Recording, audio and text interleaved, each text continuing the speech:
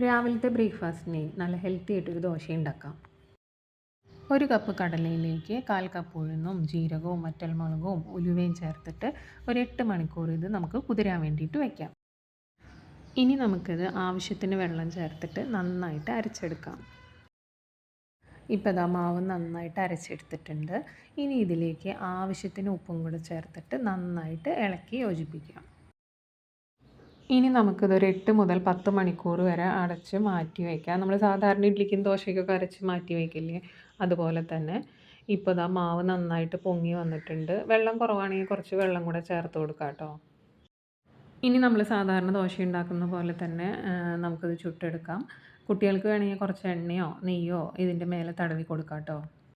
കടലയിലൊക്കെ നിറയെ പ്രോട്ടീൻ ഉള്ളതുകൊണ്ട് ഡയറ്റ് നോക്കുന്നവർക്കും ജിമ്മിൽ പോകുന്നവർക്കൊക്കെ കഴിക്കാൻ പറ്റിയ നല്ലൊരു ദോശയാണ് കേട്ടോ. ഇത് ചൂടോടെ കഴിക്കുമ്പോൾ നല്ല ക്രിസ്പി ആയിട്ട് കിട്ടും. നല്ല ടേസ്റ്റുമാണ് കഴിക്കാൻ. അപ്പോൾ എല്ലാവരും ഉണ്ടാക്കി നോക്കുക. Thank you.